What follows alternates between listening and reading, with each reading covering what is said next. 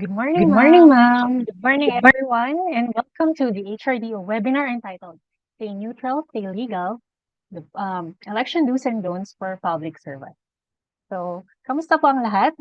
Maaraw po today. So, good mood po ba ang lahat? Paki-utilize naman po ang ating uh, mga heart, thumbs up. So, meron din po tayong chat box. Saan po ba nanonood ang ating mga participants? Anong office po ba? Ayan. So let's acknowledge the 170 plus participants who are watching us in Zoom and Facebook Live. So invite pa po natin ating mga office mates to join us. So again, this is the HRDO webinar entitled Stay Neutral, Stay Legal, Election Do's and Don'ts for Public Servants. Thank you for taking time to join us as we engage in meaningful discussions and learning. Ako po si Michelle, ang inyong host for today. Ayan. Please do not forget to log in your attendance with the link posted in the chat box. Ayan, dumadami pa po tayo. 180 participants. Ayan. In this session, we will learn how government employees can navigate the election period responsibly. We'll break down key guidelines from COMELEC, CSC, and other election laws, explore real-life scenarios, and share best practices to ensure fairness, neutrality, and accountability in public service. So again, please do not forget to log in your attendance with the link posted in the chat box. Okay, so to formally open our session, we are honored to have with us the Vice Chancellor for Administration, Associate Professor Rolando T. Bello. Let us all welcome him for the opening remarks.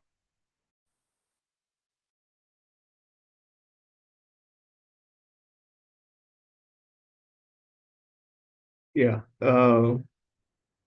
Magandang araw po sa ating lahat. Isang karangalan po na tanggapin kayong lahat dito sa talakayan ngayong tungkol sa mga dapat at hindi dapat gawin ayon sa Omnibus Election Code ng Pilipinas o tinatawag na Batas Pambansa 881. Ang kodeng ito ay napakahalaga upang matiyak na ang ating mga proseso sa halalan ay manatiling makatarungan, tapat at magsisilbing tunay na representasyon ng kalooban ng mga mamamayan. Habang tinatalakay natin ang mga paksang ito, tatalakayin natin ang mga responsibilidad at limitasyon na ipinapataw sa lahat ng mga kasangkot sa proseso ng halalan mula sa mga kandidato, mga partidong politikal, at pati na mga botante, lalo na ang mga kawani ng pamahalaan. Mahalaga sa pagsunod sa mga patakarang ito upang mapanatili ang integridad ng ating demokrasya. Ang mga dapat ay magsisilbing tamang asal sa panahon ng kampanya, tulad ng pagrespeto sa mga patakaran ukol sa materyales ng kampanya, pagtutok sa transparency ng gastusin sa halalan, at pagbibigay pantay-pantay na pagkakataon sa lahat ng mga kandidato. Ang mga hakbang na ito ay hindi lamang nagpo-promote ng katarungan, kundi nagpinoprotektahan din ang mga karapatan ng mga botante at ng mga kandidato. Samantalang ang mga hindi dapat, at ito ay bibigyan ko ng diin, ito naman ay nagbibigay diin sa mga pagbabawal sa ilalim ng Omnibus Election Code, tulad na illegal na pangampanya, pagbabayad para sa boto, at ibang mga aktibidad. Kabilang na dito yung tinatawag nating electioneering na talagang pinagbabawal sa mga kawani ng pamahalaan. At ito ay papaliwanag sa atin mamaya. Ang mga patakaran ito ay nilatag upang maiwasan ang pag-abuso at ng kapangyarihan at maprotektahan ng kredibilidad ng halalan. Sa ating pagtuloy ng talakayan ngayon, hinikayat ko ang bawat isa na magnilay kung paano tayo bilang mga mamamayan at mga botante at mga kalahok sa proseso ng halalan ay maaaring aktibong magambag at mapanatili ang ating pamantayang ito. Magtulungan tayo upang matiyak natin ang mga hakbang o halalan na patuloy magsilbing tapat na salamin ng kalooban ng mga mamayan at malayo sa mga hindi makatarungang gawain. Ako'y lubos na nagpapasalamat sa ating tagapagsalita sa umagang ito at ating panauhin ang ating si Attorney Melo Peralta mula sa TTBDO at sa ating mga kasamahan sa HRDO na patuloy na nagsusumikap na iparating sa inyo ang mga dapat na impormasyon. At ito sa pangunguna ni Dr. Habar, kabilang na yung ating mga giting na mga kawani dyan sa HRDO. Maraming salamat po sa inyong atensyon at naway magtagumpay tayo sa ating produktibong sesyon. Pagpalain po tayo ng poong may kapal.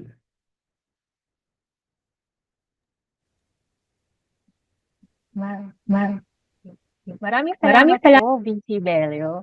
So, pwede po bang mag-applause react po tayo? Ayan, ang dami po. Ayan. Maraming salamat. So, totoo po na mayroon tayong different responsibilities this election season bilang government employees. Kaya po, for this session, we invited someone who has not only the knowledge, but the credibility to deliver this topic. It is my pleasure to introduce our esteemed resource person for today's session.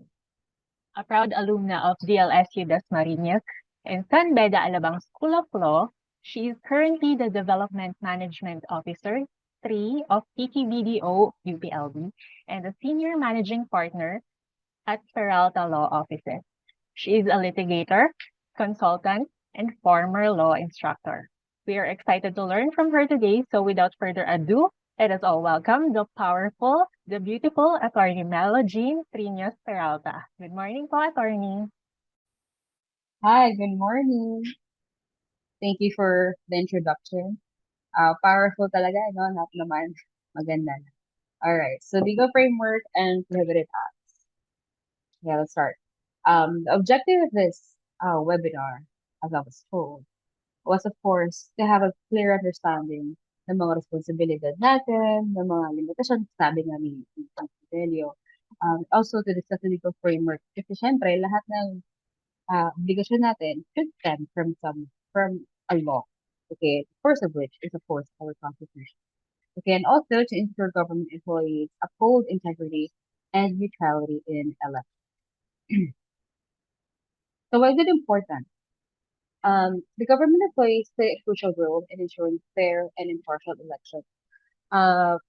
That's all of us, not just because we're government employees, but as a citizenry, that's our obligation, diba?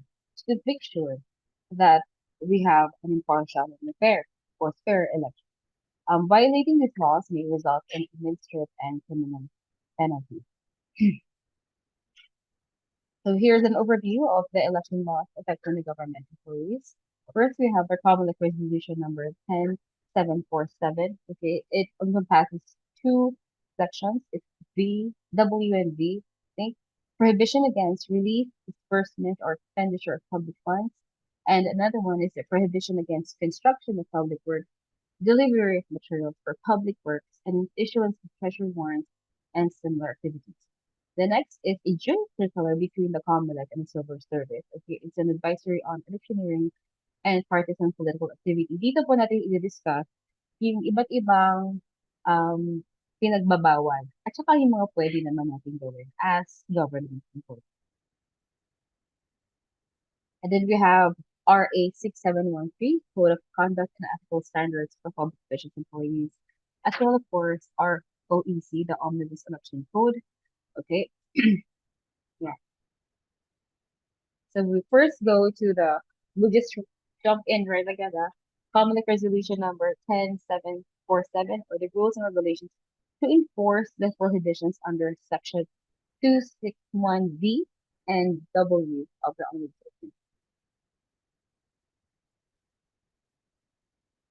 Okay, so the first one, okay, the first prohibition is against the release, disbursement, or expenditure of public funds. Okay, The Omnibus Election Code, or the OEC, from now on yun ang tawag natin na OEC, penalizes as an election offense. Okay, the act of releasing, dispersing, or expending public funds by a public official or employee, tayo po yun, within 45 days before a regular election or 30 days before a special election for the following activities. So, infrastructure project. Okay, lahat ng klaseng infrastructure project, meron lang tayong iba na may exceptions tayo. Okay, but here, the general rule is all infrastructure projects or any and all kinds of public works subject to exceptions. This is what I was saying. Okay, including ongoing public works projects which commence before the campaign period or similar projects under Ford agreements. Kasama po ito sa exception. Okay, yung mga nag-commence before the campaign.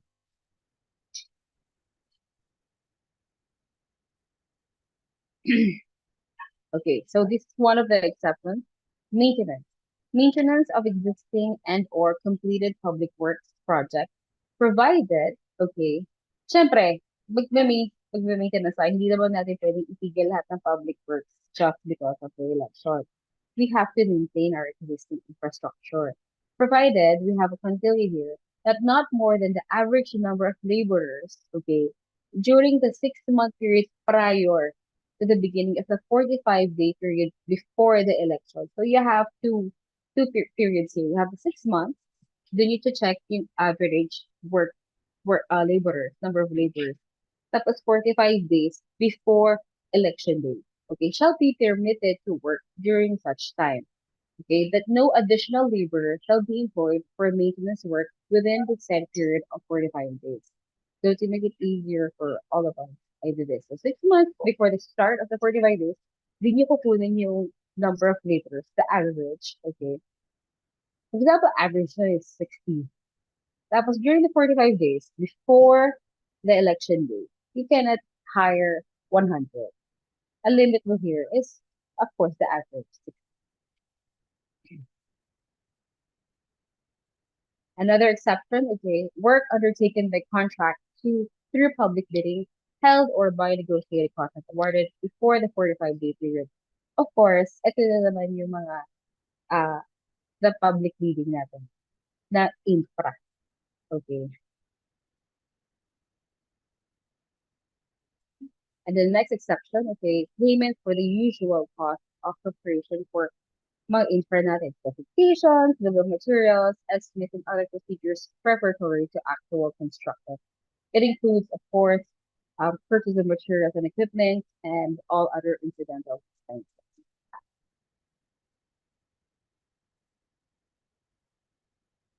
And the last exception is emergency work. For example, within 45-day period, bumagyo, okay, and nasira, for example, yung admin building. Obviously, we can repair it. Emergency work, that would constitute an emergency work. Emergency work necessitated by the occurrence of a public calamity, but such work shall be limited to the restoration of the damaged facility. Okay, it's for the restoration of the damaged.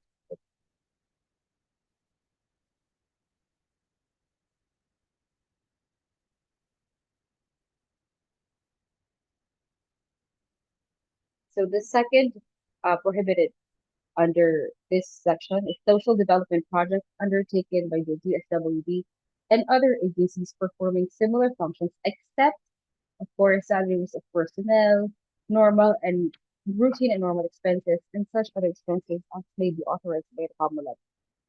Hindi naman pwede tumigil, syempre, ang sweldo. Okay.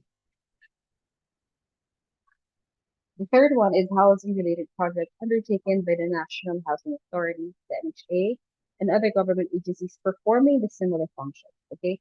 Again, except salaries of personnel, admin expenses, etc. Tigil mo na rin. So, ito.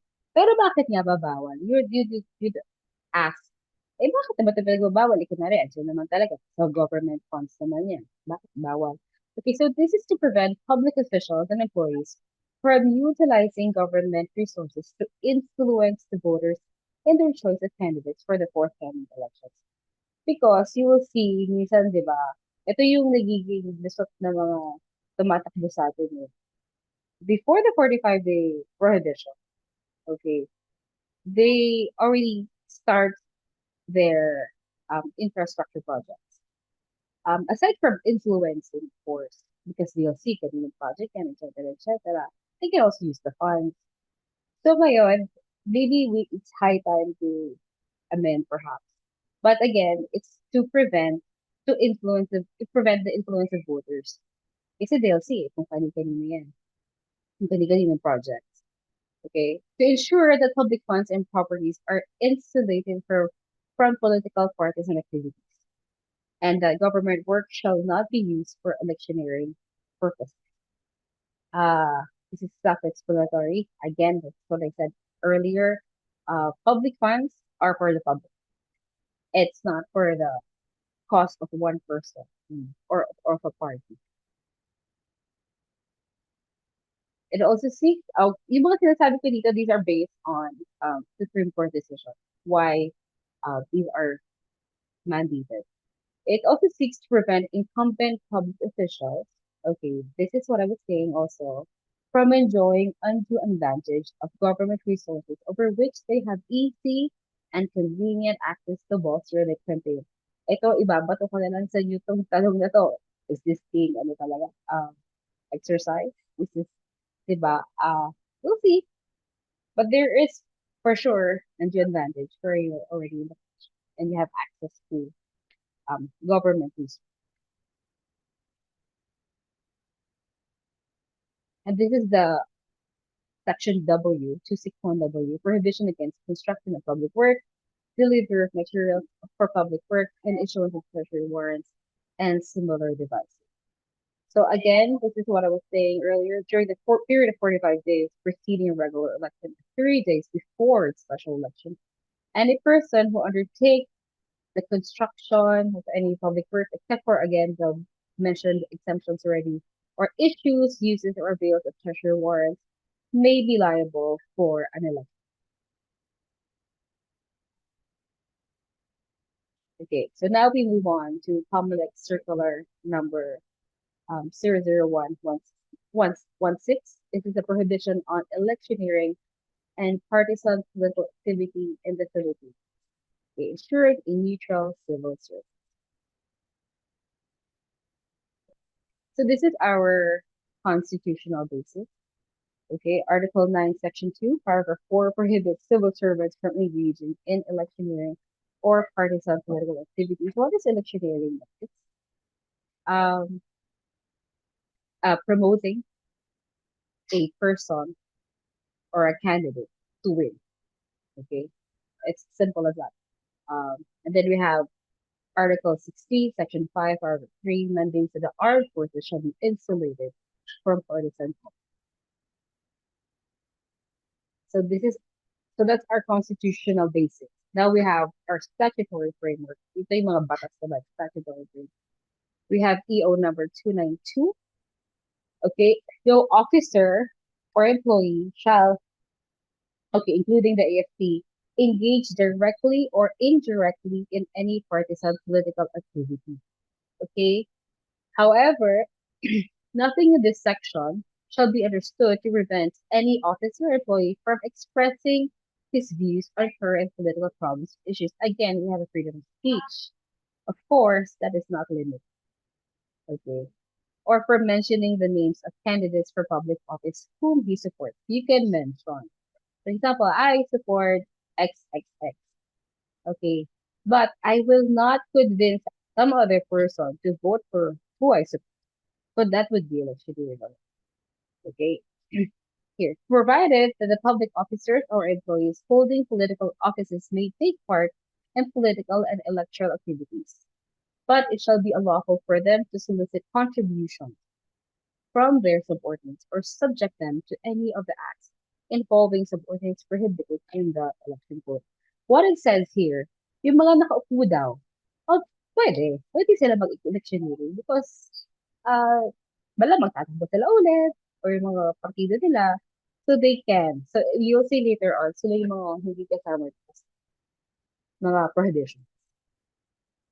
Our next statutory basis is the Omnibus Election Code Section 261I, which penalizes election offenses by eliminating the election requires of activities committed by the civil service and, of course, the military. Okay.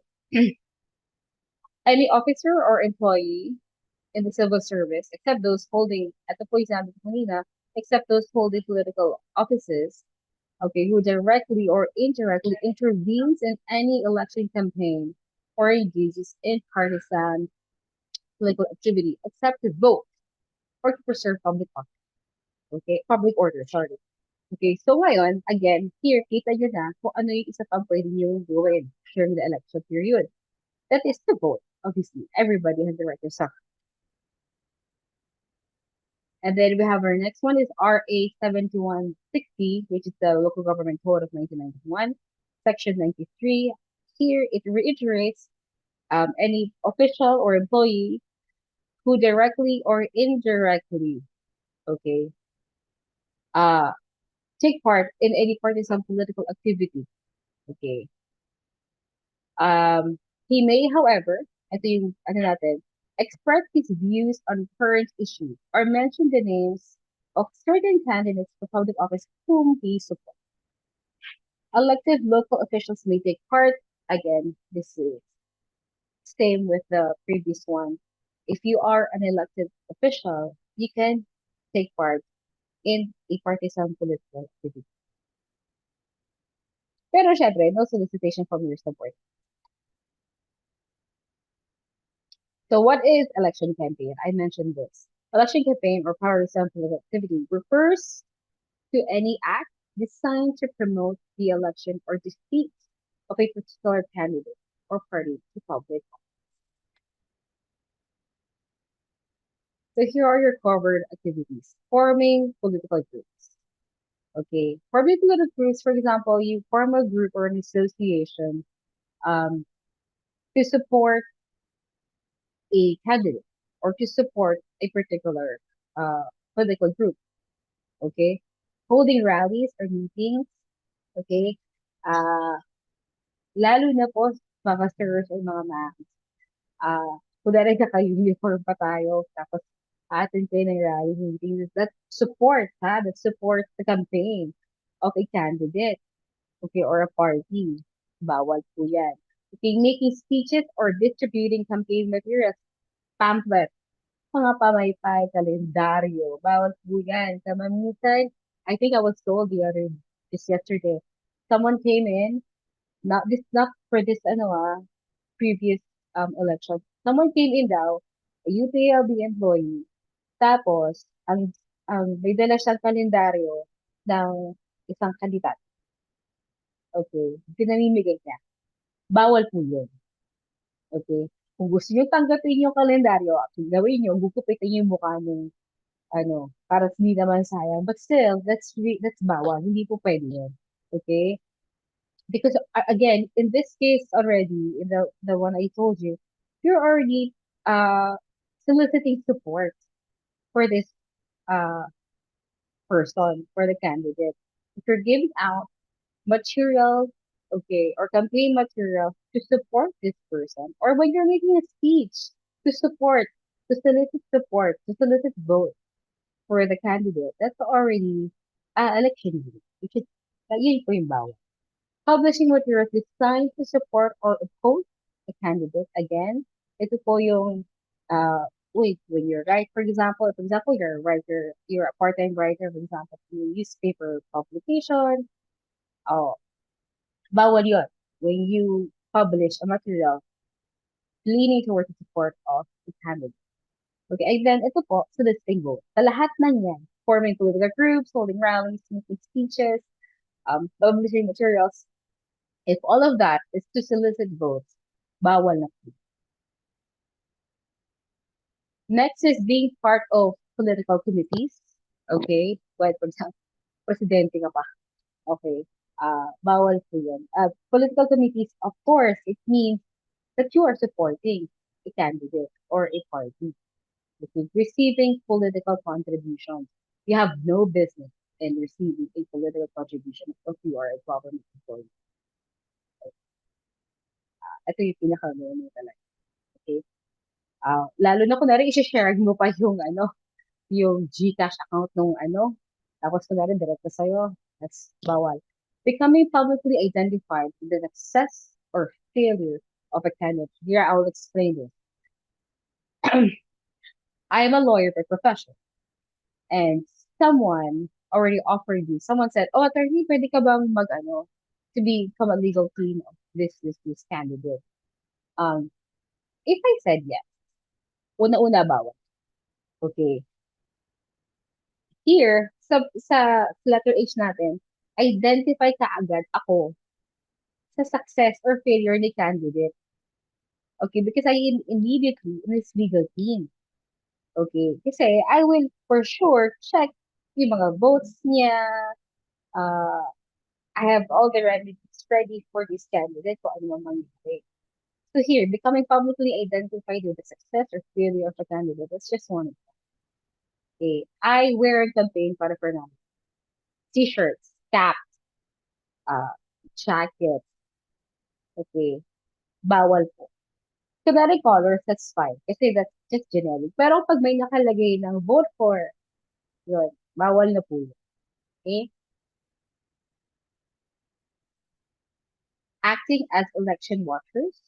So, sa example ko kanina as a lawyer, ito po, kinukuha rin kami minsan na ganyan. Pero again, as part of the government, a government employee, bawal po ito.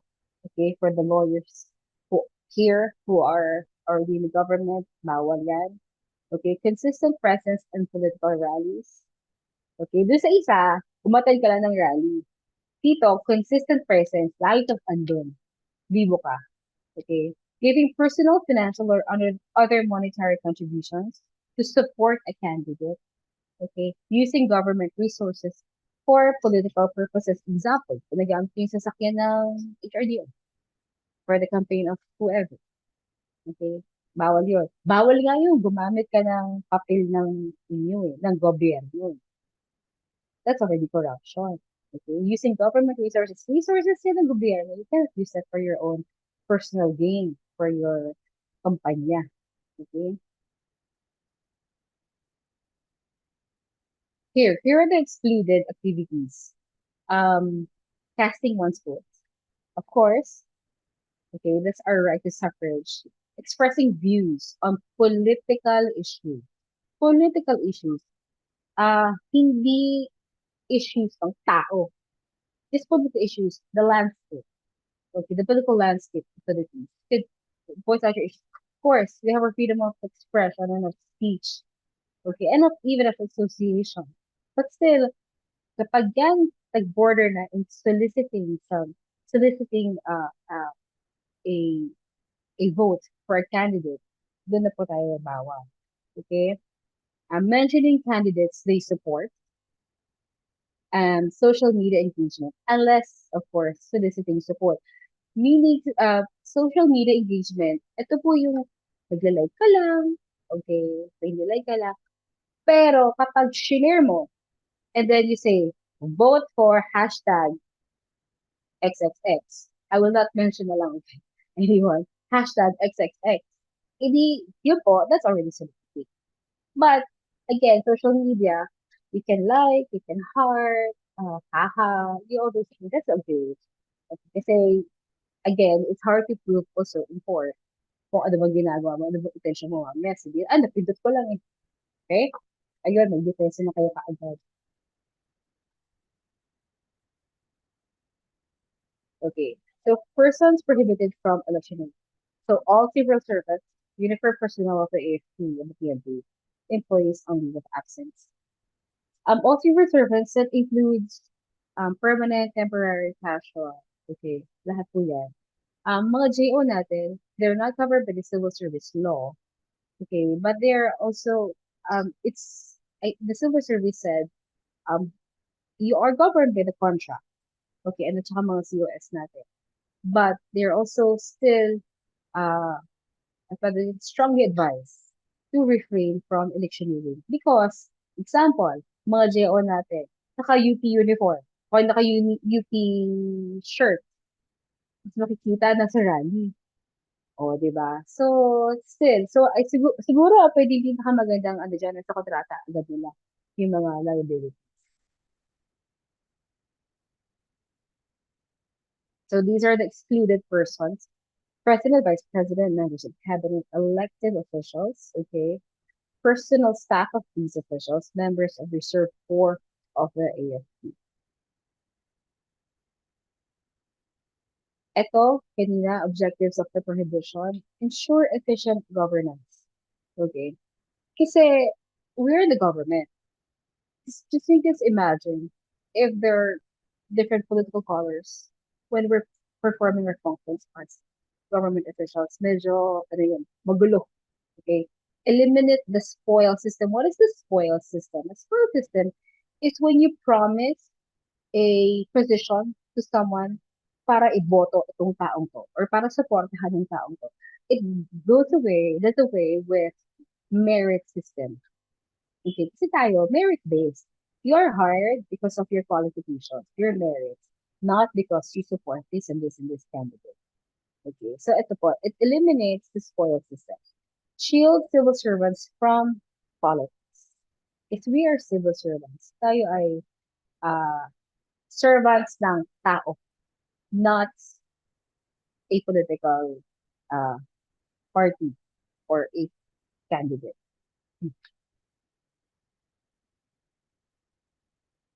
Okay, now we go to RA 6713. Mabilisan lang to, sirs and ma'ams, because we have, we only have until 10. All right. Code of Conduct and Ethical Standards for Public Officials and Employees, holding public trust in the Philippines. So the purpose and scope. Okay, the purpose is to establish a code of conduct and ethical standards for public officials and employees, promoting accountability and integrity in public service. Okay, so what is integrity? That's integrity is trust in action. Okay, it's when you hold yourself accountable. Okay, ito po, hindi lang kasi sino ba nagpapasweldo sa atin? Di ba tao ba? So, we owe it to them. Okay, the scope applies to all public officials and employees, including elected and appointed officials, military and police personnel, and those in government-owned and or controlled corporations.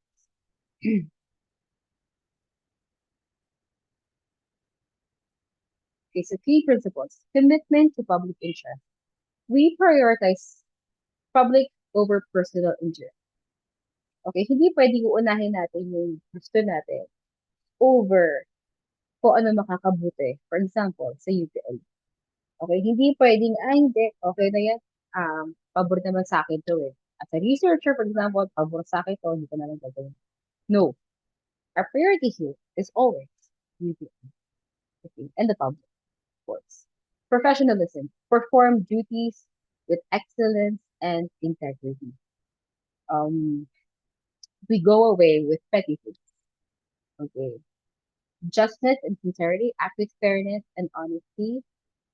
Again, yung example ko nga kanina yung paggamit na nga lang po ng papel for printing for your own, not for work ha. For example, print ka ng, homework ng anak mo, o kaya stickers for your business, sticker uh, for your anak, name tags, mga ganun. That's already corruption. Okay, that's for your own, for your personal use. It's not for the government. Pakialam ba niya sa sticker mo? Okay, so hindi pwedeng gano'n. Political neutrality provides service without discrimination. Ay, hindi ko to pagbibigyan kasi naka-ano to eh. Naka-green to, naka-verde to, naka-pula, naka-dilaw, pink, whatever. You cannot say, hindi kita tutulungan sa pag-process ng sweldo mo kasi ito ang binoto mo. Okay.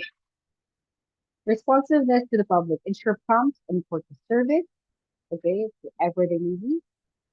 Okay, nationalism and patriotism, promote local goods in defense, currency, commitment to democracy, uphold democratic values, and civilian.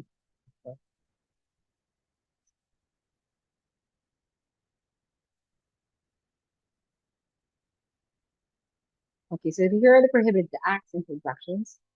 Financial and material interest, no direct or indirect financial interest in transactions requiring office approval. The outside employment restrictions on owning or managing private enterprises regulated by the office. Disclosure and misuse of confidential information. That's why we all have our CNDAs. Prohibition on using confidential information for personal gain. Solicitation or acceptance of gifts. Generally prohibited, with exception for nominal gifts or those from foreign governments under specific conditions. Ah, side kwento lang tayo. I was in the I was the court legal researcher for 4 years. Kahit po pagtanggap ng pansit, hindi namin hindi namin ginagawa, hindi namin tinatanggap. Ah, very strict po yung judge namin on ah, nakapag-accept ng gifts. Kahit tapos na yung case ha, just for free thank you. Tapos na yung case, wala nang parties, no more litigants, no, tapos na, kunwari na-convict na or na-acquit na, whatever. We do not accept, ano, ah, kahit pagkain yan. Kasi di ba sa atin, kasi Pilipino tayo, nasa kultura natin, natatanggap, thank you lang. It's usually in the form of food. As a thank you. Pero, ito po, so sa amin talagang no-no. Okay? Kasi, strictly speaking, hindi ba? Bawal po yun. Bawal. Acceptance of gifts.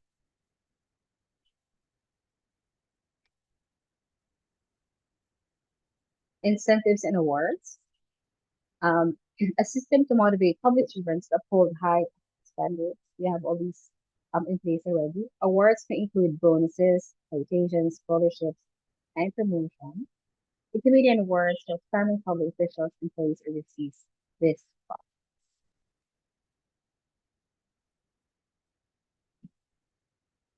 Okay, so consequences of violations. Lahat po nung sinabi nating violations kanina. Okay? Ano yung mga consequences na? Mamaya po, mas detailed yung penalties. Administrative penalties, suspension or dismissal from service, depende kung how many times, kung nth time na ba dismissal na from service. Criminal liability, including fines and imprisonment. Okay, so but the OEC, the primary government, this is of course the primary government governing the Philippine election. Sorry, umulit na to. Covers electoral processes, offenses, and penalties.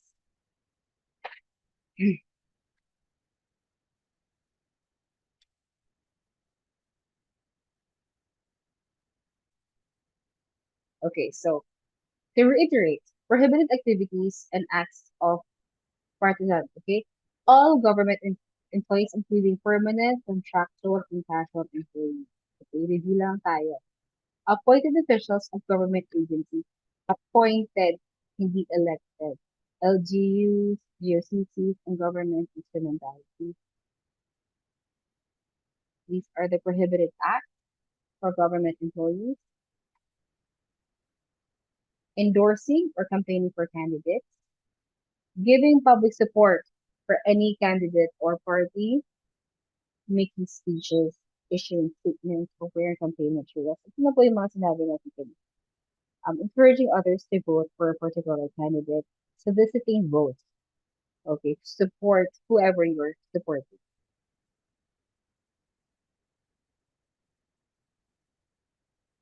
Using government resources for political purposes. Using government funds, funds, vehicles, buildings, or materials for campaign activities. Conducting campaign-related activities during official work hours. Okay, nakakapanya ka. Pag-ikot-ikot ka doon sa building ninyo. Allowing political gatherings in government offices or facilities, bawal po yun. Especially in youth. Okay.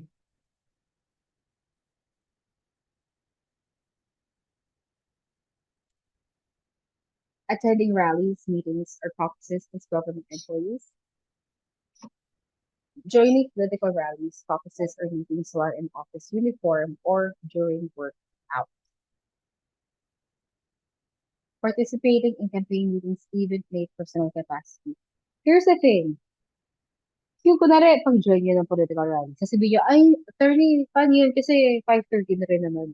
So, kasi hindi rin ako naka-uniform. It's after office hours na. Pwede naman siguro. No. Okay? Ah, walang katapusan yung, walang 8 to 5 as being a government employee. You are a government employee. You are a government employee. Tapos na. Yun na yun. Walang 8 to 5 lang, tapos ka na. Okay? You are always representing the government. Okay?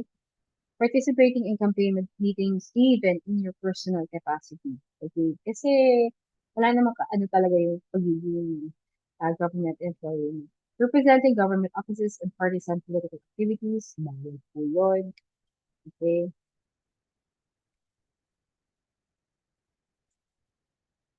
Posting or sharing partisan political content on social media.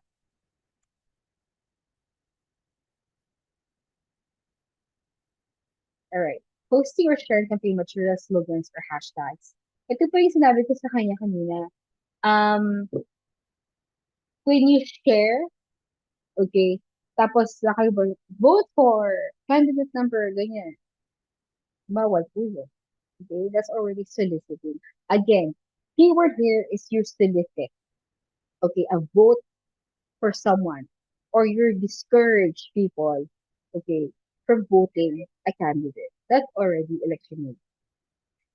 Tapos ginamit mo pa yung hashtag. Ano ba yung mga hashtag ngayon? Okay? Reacting. Okay? Reacting, liking, sharing, commenting on posts that promote a candidate. Promote. Okay, pero again, this one, kasi maraming ditong depensa. But, when you like something kasi, okay, sa akin ha, you can like, okay, you can like, pero, siguro just don't share na lang, okay, that something that promotes a candidate. But as much as possible, wag na lang. Mag-scroll na lang kayo. Kasi mamaya, may mag-screenshot yan, o ito, yung nilalike. Okay. Tapos yung algorithm mo, ganun pa puro. Ito yung kandidato mo naman. Puro ganito yung lumalabas ng parties. So, if, as, to be prudent, okay, stop reacting na lang kapag sa social media. Okay? Especially if it promotes a candidate or a political party. Ano na to, creating content that supports or criticizes a political candidate. Gumawa ka pa ng TikTok. Okay, sumayaw-sayaw ka pa dyan. Di sa jingle nung sinusuportahan mo. Okay? Ah, bawal po yun. I don't need to say it, but obviously, yung pag-share pa nga lang, medyo stricto na tayo. Paano pa yung pag-create mo ng content? Okay, for, yun nga po, TikTok, a reel, for a candidate, bawal po yun. So here are the sanctions and penalties for violations. Who enforces the rule? Obviously, it's a common okay? For election-related offenses and violations. The Civil Service Commissions implements administrative sanctions for government employees. Office of the Ombudsman investigates ethical misconduct.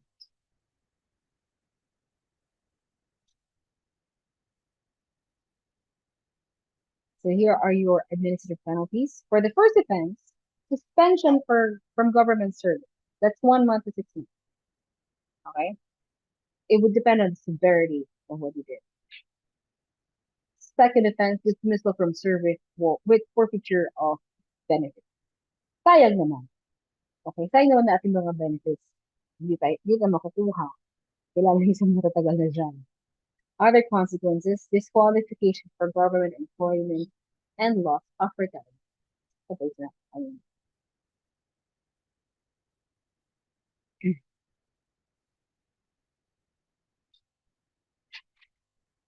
Criminal penalties, ito po yun, election offenses under the Omnibus Election Code, imprisonment, 1 to 6 years without probation.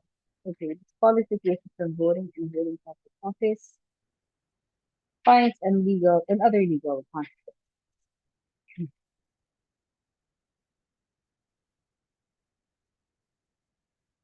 For ethics violations, if you are found guilty of unethical political activity, public reprimand or warning, suspension or removal from office, Criminal charges kapag po may bribery or corruption is already.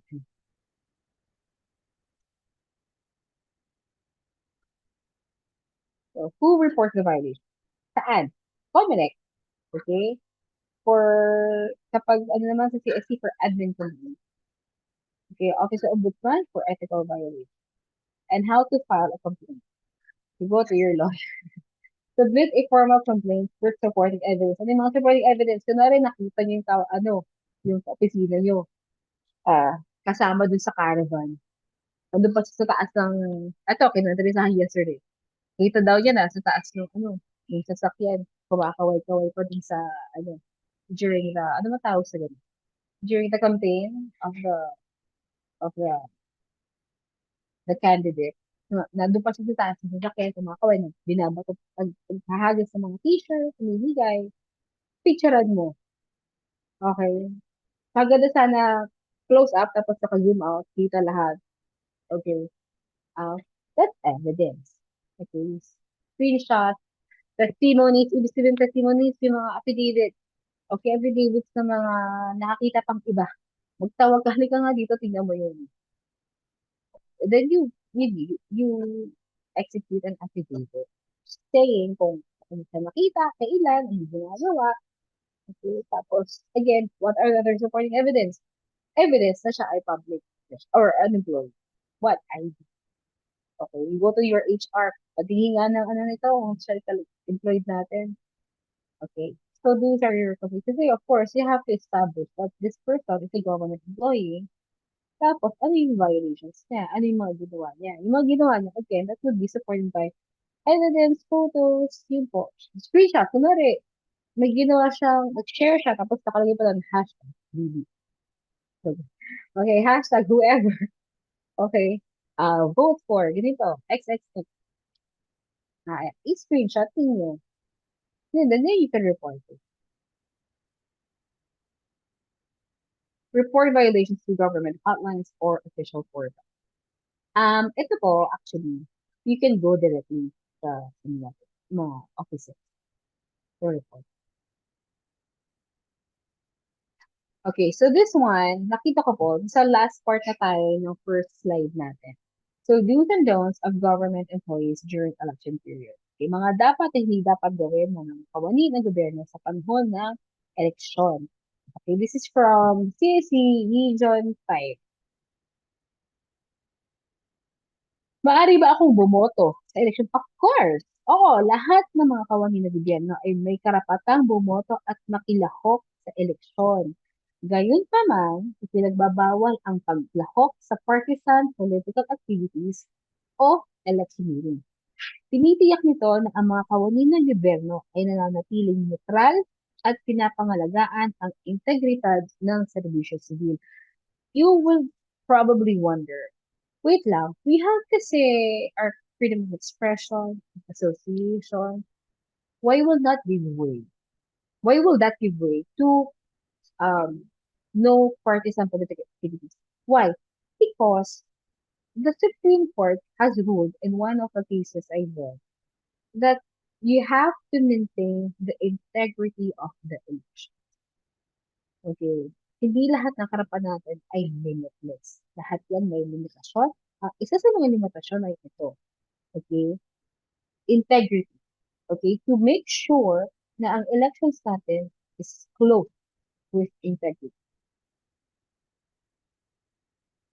Paano maiiwasan ng isang kawani ng gobyerno ang maaakasuhan ng electioneering? Sabi ko nina, huwag kayo mag-live. Okay? Okay. Maaaring iwasan ng mga kawani ng gobyerno ang akusasyon ng electioneering sa pamamagitan ng pananatiling neutral at hindi paglahok sa mga aktibidad na sumusuporta o tumututol sa anumang kandidato, partido o issue. Dapat nilang iwasan ang paggamit ng mga resources ng gobyerno para sa mga layuning pang-politika at huwag mag-endorso ng mga kandidato o partido sa politika. Maaari bang magsuot ng campaign t-shirts o accessories? Accessories na rin headband.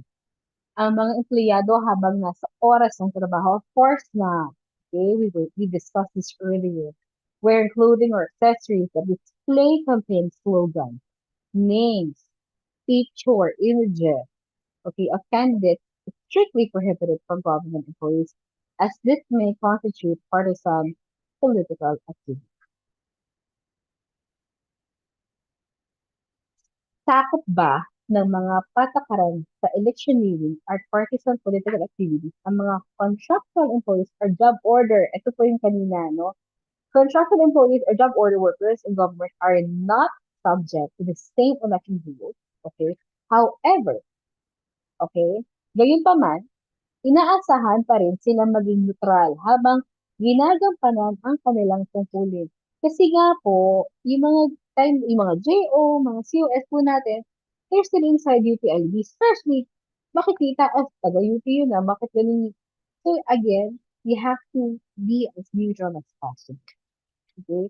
You will not be under the civil service law, pero under your contract, there could be liabilities there. Sakop ba ng mga patakaran sa electioneering at partisan political activities ang mga casual, temporary, at coterminous workers ng gobyerno? Yes. Okay? Casual, temporary, or coterminous workers in government are covered by the rules on electioneering and partisan political activities.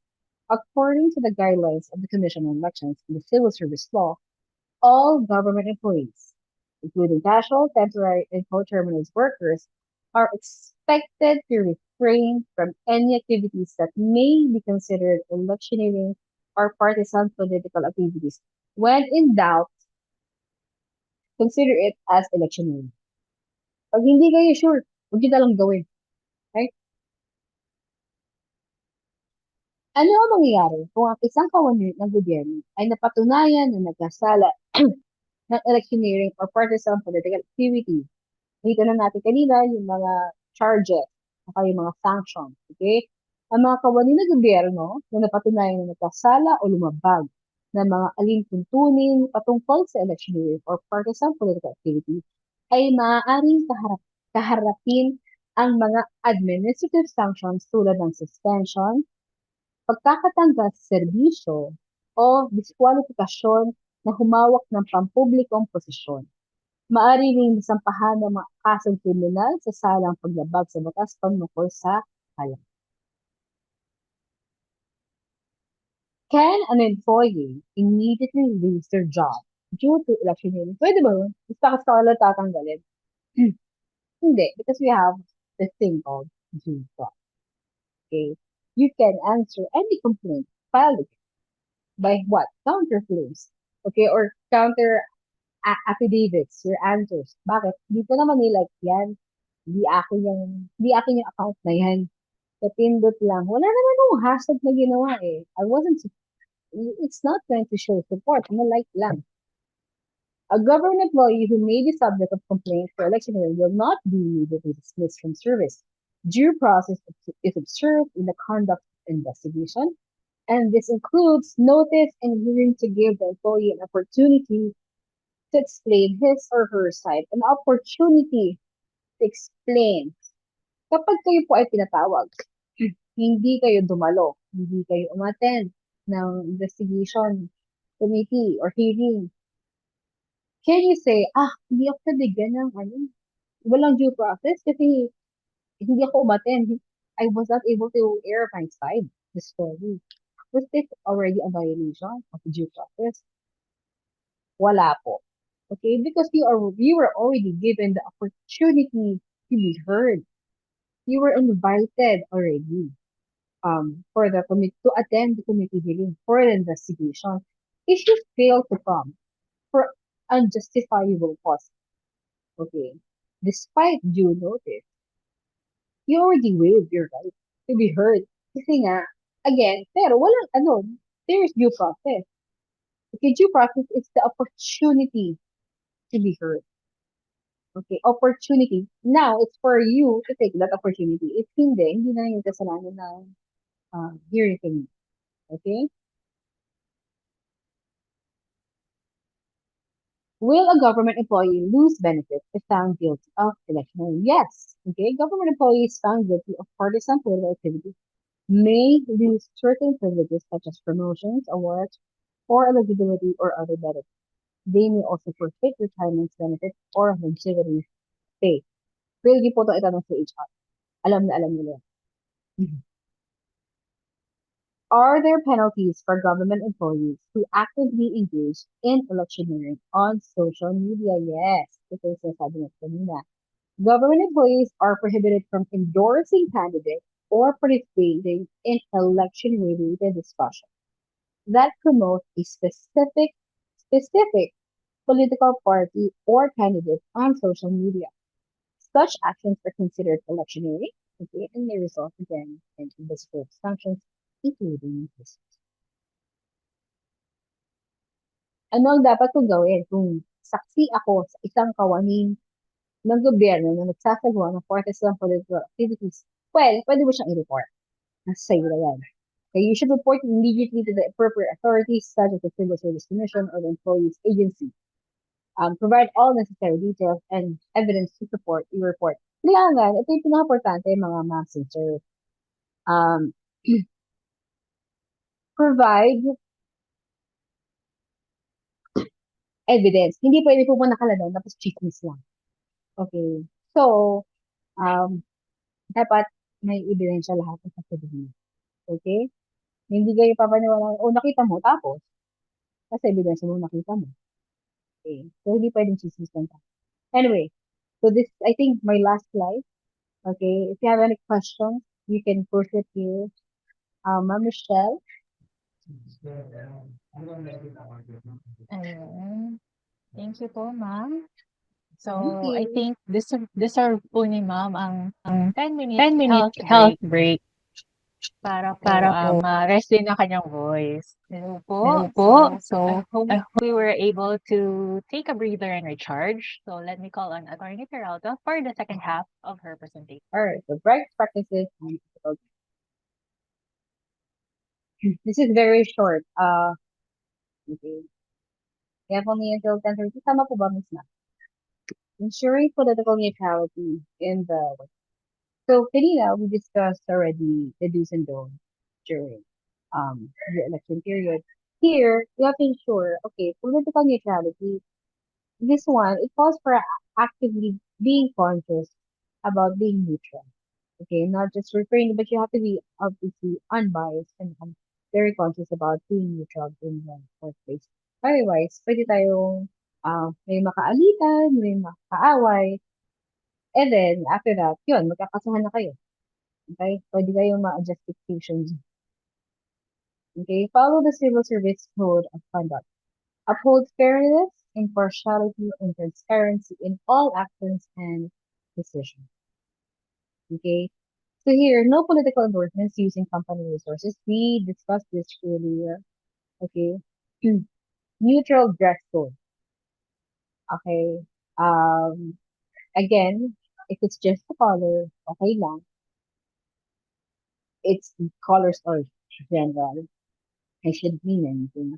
But if yan ay may logo ng party or ng someone, a candidate, may picture na niya, may hashtag niya, okay, yun. Pwede, ano na po tayo. Equal opportunity for all these. This means, okay, when in your private time, with, for example, your colleagues, kasi sometimes we become friends, of course, not sometimes, but most of the time, we start to become friends with our colleagues, and we share views. Okay, we share views with them on our take on the political arena or the political field here in our country. You can share your views, okay? So there's no problem there. But you have to always remain respectful. Okay, less want to be accused of, yun nga po, marami tayong ganun ikaso. Okay? Opportunity for all. So let everyone have their say. Okay? You can be, you can always be respectful when sharing your views. Okay? Hindi kailangan galit, hindi kailangan um, uh, aggravating yung mga sinasabi, hindi kailangan magmurahan, hindi kailangan sabi na yan, bobo mo eh. Bakit hindi susuportahan mo? Bobo mo naman. Hindi ganon. Okay? Workplace declaration events. Here, um, as much as possible, there was this one event, I think. It was going to be attended by some political person, okay, uh, an official, obviously. And we were asked to wear their political color. Of course, we said no. Kasi magmamaro lang tayo. But any other colors, we go, no. Okay, she we will try na kasi we're in the government. Okay, we will not support any. We don't support any. Non-discriminatory practice. Okay, here again, this is the merit based. Okay, we do not discriminate based on the person's political color or po- political support. Okay, otherwise, yun nga po, pwede tayong makasuhan ulit. Okay, so as civil servants, dapat hindi tayo discriminatory, our services are available to the public. Okay, regardless of their uh, background, political background. Ensure personal political views do not interfere with work responsibilities. Kasi mamaya, absent ka na lang. Kung hindi ko lang kasundo doon sa office kasi lahat sila, ano, dilawan or whatever. Kung anong kulay meron yun. Okay, or pula, or green, or pink. Okay, hindi na ako ano din kasi, ano eh, pangit. O kaya, hindi natin na siya isama sa, ano, hindi natin siya isama sa strat plan, may iwan na lang siya sa office kasi pwede yung ano naman yun. Yung political views niya ganito. Okay, hindi pwedeng ganun. So, we're all neutral.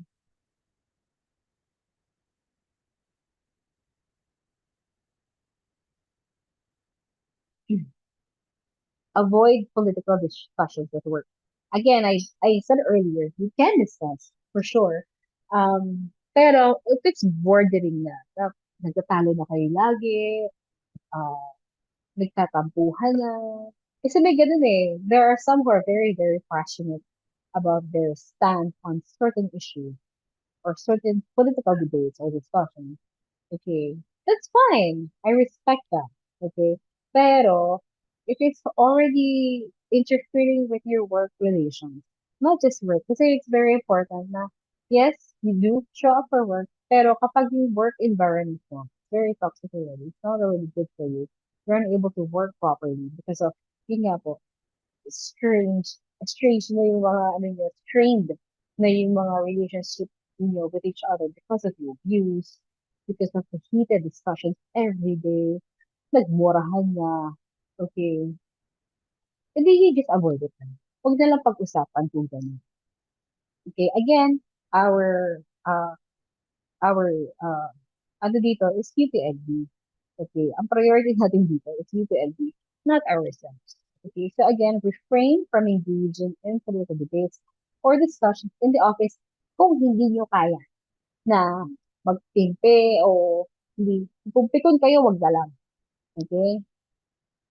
Redirect conversations to neutral or work-related topics. Neutral or work-related topics. Minsan sa office, yung mga, ano, mga video ko dyan. Okay. Neutral, kung nag-uusapan din, mga, ano, K-pop, mga ganun.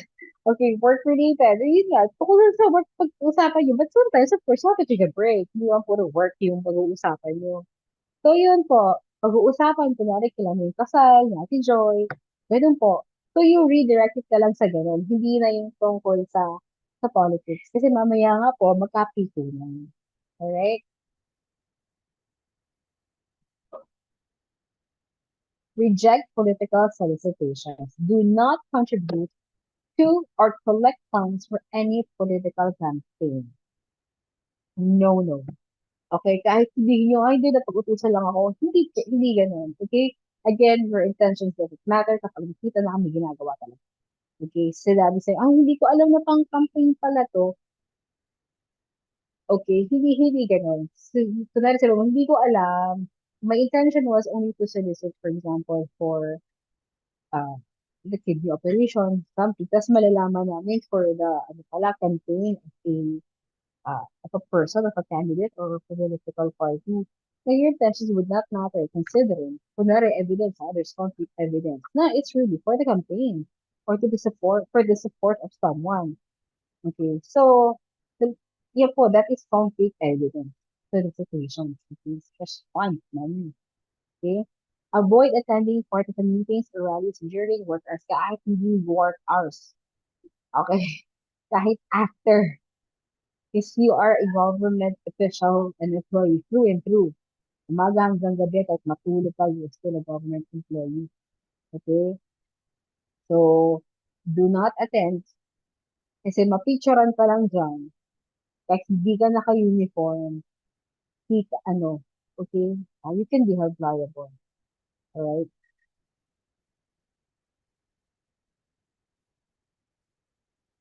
So, lead by example. Dun po sa mga happy natin dyan, mga boss natin dyan, promote professionalism and neutrality within your department. Kasi mamaya, kayo pa yung nagsisimula. Yung mga tao pa dyan, okay? So, promote professionalism and neutrality within your department, how to do it. Establish clear policies. Kung wala po, during your weekly meeting, kasi we always do that. Kung meron may weekly meeting, you tell them about, you remind the staff of to maintain professionalism and neutrality within your departments or sections or units or your offices. Lead by example. As a leader, avoid expressing personal opinions on politics, religion, or other sensitive topics. One of yung ina-avoid ko na conversation, okay, is on politics and religion. Okay? Because you can shove it somewhere, it's still hindi talaga siya tatanggapin kahit sino. Okay, or other sensitive topics during meetings or through official communication. Lalo na through official communications. Ito yung iwasan ninyo. Using your work email to promote or to solicit votes or support for a candidate. Or not just solicit, pero discourage someone not to vote or to encourage someone not to vote for somebody. Okay, as a leader, avoid expressing personal opinions. Okay, so ayan po. Try to refrain. Unless you were asked, you can always be neutral. You can always give an answer without actually answering. Okay. Encourage accountability and reporting. Ito po, yes, I would do this. I would encourage accountability and reporting kasi nga po, it, it is a deterrent already from committing electioneering or protest political activities. Kasi alam mo pag sinabing, ay, baka may nakakita sa akin, may magsusubok, ay, active yung mga office mates ko sa ganito, nagre-report yung mga yan. Okay, you have that when you are uncountable, even just for yourself. You hold yourself accountable. You're a public official, you're a public employee. You should hold yourself accountable. Okay, so with this, you remain neutral. Recognize and reward professional behavior. Ito na yung sabi natin kanina. Alright? Encourage colleagues to uphold ethical standards during the election period. Ito po. Minsan, may mga colleagues na, ano ba yun, even the stickers, nakakita na ba kayo ng ganun? Stickers sa laptop. It would encourage or discourage someone from voting for somebody or against somebody. Okay. Sa voting ha. But when it comes to your political views in general, that's it.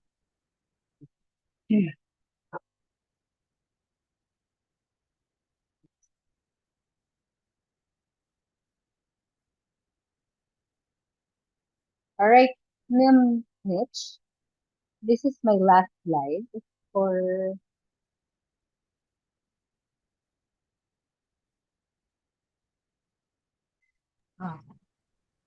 you can do Okay, Q&A. ma'am. Okay, thank you very much po, Attorney Peralta, for the very insightful discussion. Dami po namin natutunan. Ayan, thank you po.